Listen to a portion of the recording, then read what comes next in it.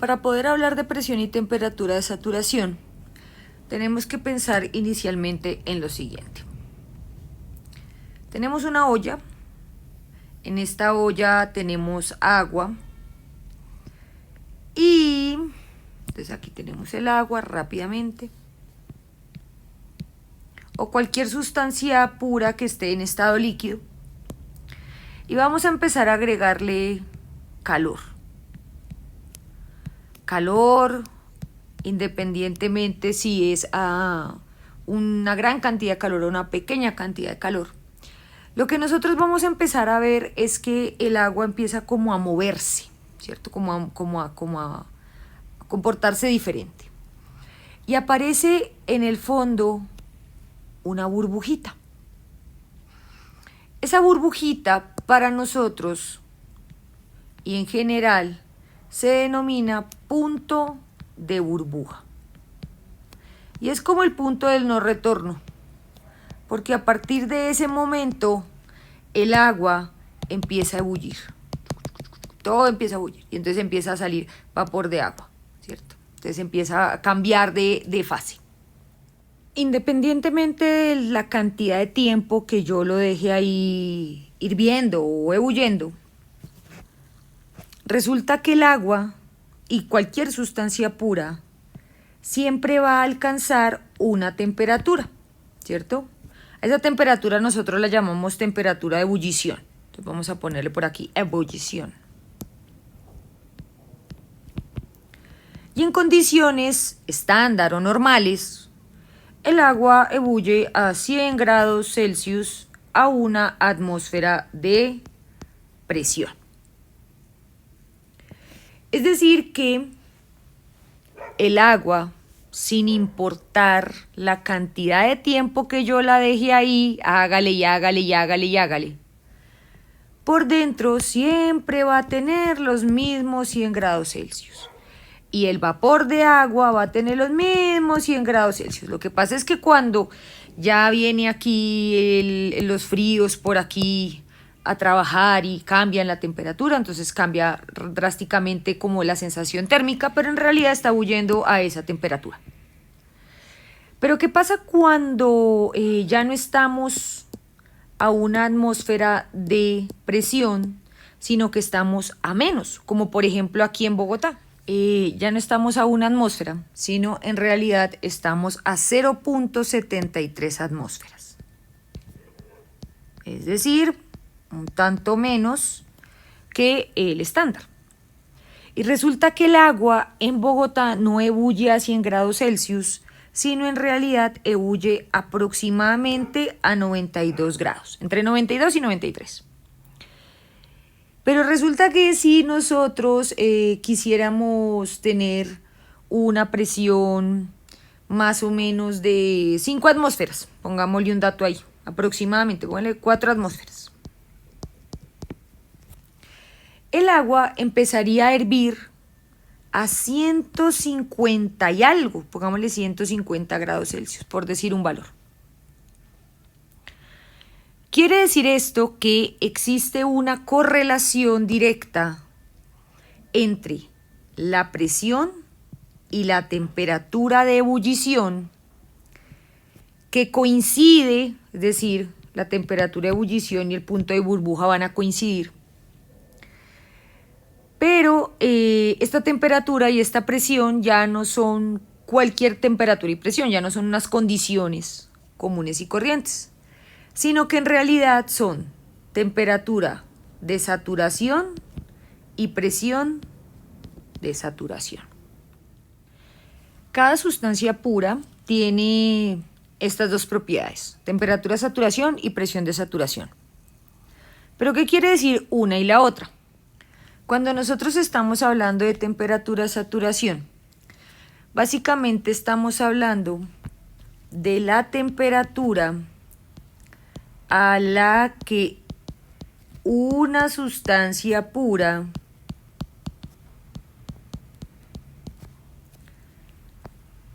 cambiará de fase o cambia de fase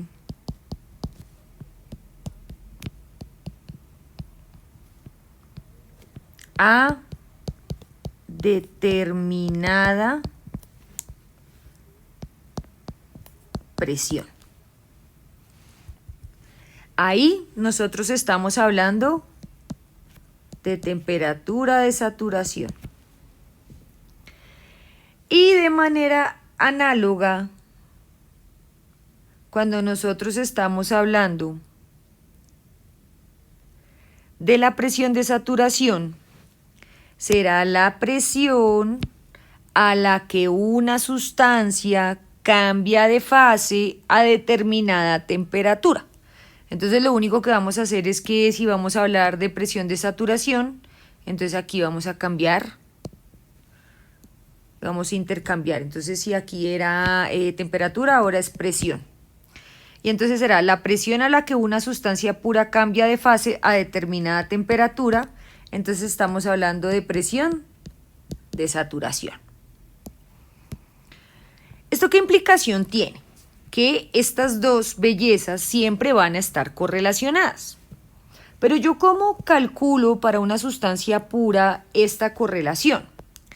Pues resulta, acontece y pasa que existe una cosa muy hermosa llamada la ecuación de Antoine.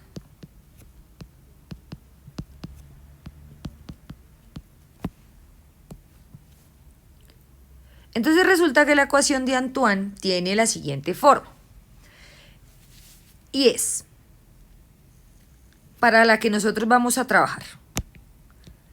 El logaritmo en base 10 de la presión de saturación, que también la podemos conocer, voy a poner por aquí una nota, y es que a veces este término de presión de saturación se conoce en el bajo mundo como presión de vapor.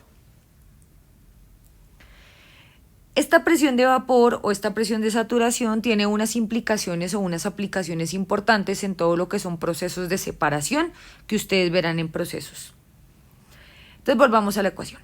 Logaritmo en base 10 de la presión de saturación es igual a un coeficiente A menos, pongo aquí un fraccionario, temperatura más C menos 273.15 y en la parte del numerador va un coeficiente B. La presión de saturación se trabaja en bar y la temperatura se trabaja en Kelvin. Y así como existe esa forma de la ecuación de Antoine, también podemos encontrar otras. Otra muy común es que el logaritmo natural de la presión de saturación es igual a menos B sobre T más C. Y entonces resulta que esta presión de saturación se trabaja en atmósferas y esta se trabaja en grados Celsius. Y así, entonces ahí uno va encontrando cositas y pequeños detalles. Y es que, por ejemplo, aquí menos 273.15, entonces es para que la ecuación originalmente quede en grados Celsius, pero si lo pongo en grados Celsius, entonces estaría cometiendo un error. Sí, o sea, dejémosla así. Entonces nosotros vamos a trabajar con esta ecuación para hacer los cálculos relacionados con esta ecuación. Esta información nosotros, ¿dónde la vamos a encontrar? Esta la vamos a encontrar en el anexo que yo les voy a dejar en el Classroom, en donde aparecen los valores de A, B y C para diferentes sustancias. Hay un listado como de 500 sustancias, tal vez más. Y entonces, cada sustancia tiene sus propios coeficientes. Esto es propio de la sustancia. Y por tanto yo no puedo calcular la presión de saturación de una sustancia con los datos de otra sustancia, porque no va a tener ningún sentido. Esto con relación a la ecuación de Antoine. Ya más adelante vamos a trabajar un poquito más en ella para hacer cálculos relacionados con. Pero ¿qué aplicaciones o qué importancia tiene para nosotros este asunto de la presión y la temperatura de saturación? Básicamente porque, como se los mencionaba hace un rato, una de las aplicaciones más grandes que tiene este concepto son procesos de separación. Y los procesos de separación, pero basados en la temperatura de saturación. Entonces, si yo tengo una mezcla de dos líquidos miscibles, es decir, que forman una sola fase, por decirlo así, se pueden mezclar fácilmente. Y entonces resulta que dentro de este líquido yo tengo este otro. Este tiene una temperatura de saturación y este tiene otra temperatura de saturación. Yo a esto le agrego candela, pero le agrego el calor suficiente de tal suerte que la sustancia que se evapora primero salga primero.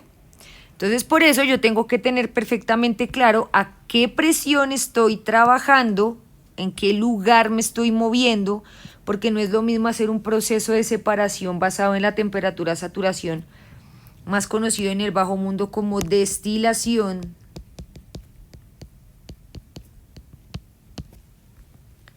simple en este caso, si yo la estoy haciendo en Barranquilla o la estoy haciendo en Bogotá.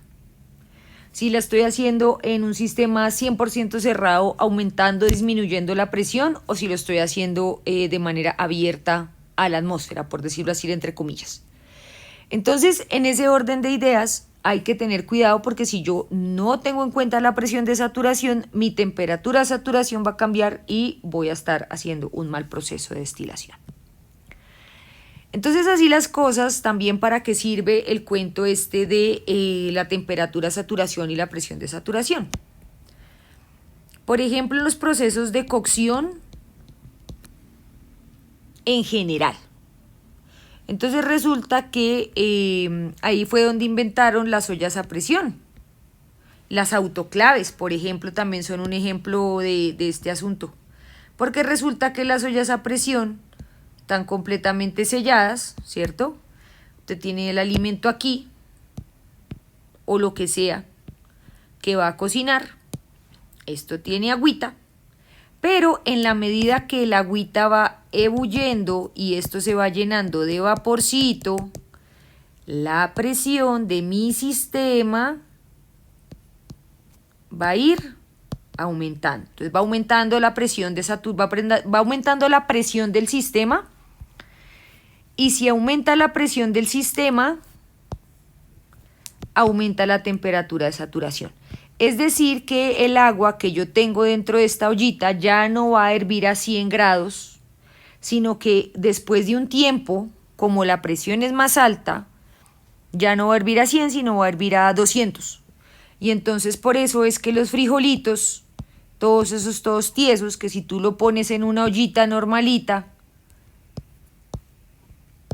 aquí están mis frijolitos, y los pongo a hervir, en esta ollita pueden llegar a durar entre 4 y 6 horas cocinándose, y no se cocinan bien, mientras que aquí tú los pones 25 minutos y quedan delis.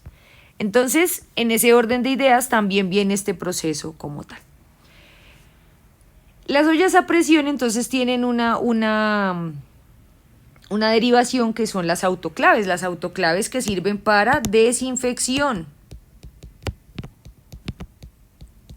y esterilización. Entonces, por ejemplo, cuando uno va al odontólogo, el odontólogo pone en una olla a presión, pero de una forma diferente. Esta sí tiene como una forma así como de tubito, y aquí está la puertica.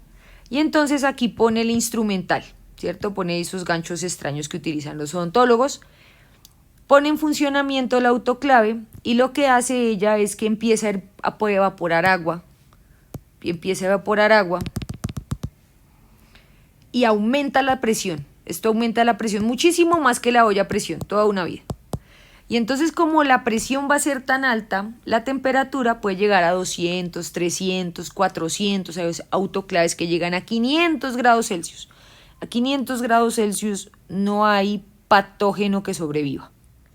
Y pues así como están este tipo de procesos en los que yo aumento la presión para tener mejores condiciones de temperatura, pues yo también tengo que tener en cuenta la condición de la presión y la temperatura de saturación cuando estoy haciendo procesos, por ejemplo, de deshidratación.